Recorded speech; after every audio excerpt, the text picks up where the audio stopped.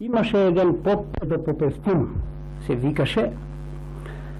Он беше поп, ама интересен, свето го наши беровци го вика и дявол.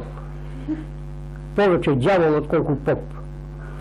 И он лажеше млади невести, млади момчета, лажеше и така, и изповедаше и да нема греове за утре кога умре да иде в рајо, да не оди в пеколо.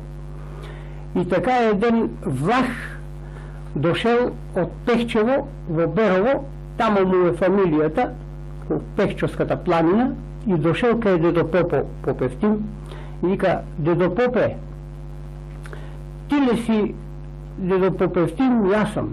Јас ида до тебе. Шо е бе, миле? Вика: наша фамилија е во Вчерија на Пехчево, чуваме стока тамо, а јас сум војник и сум си дошел сега на отпуска, околу 17 дена, поправо осуство се викаше тога, и толку на отпуска. 17 дена ќе биде тука, а се погодило са през Петровата пос. И нашите не даваа да си спија при невестата, сме млади, та ми рекоа да дојда да те питам дали може да ми одобриш да си спија при жената. Ако може, ќе си платиме колку чини за тоа време додека сам на отпуска, да си спија при невестата, оти после па иска да си ида, ќе сам тука.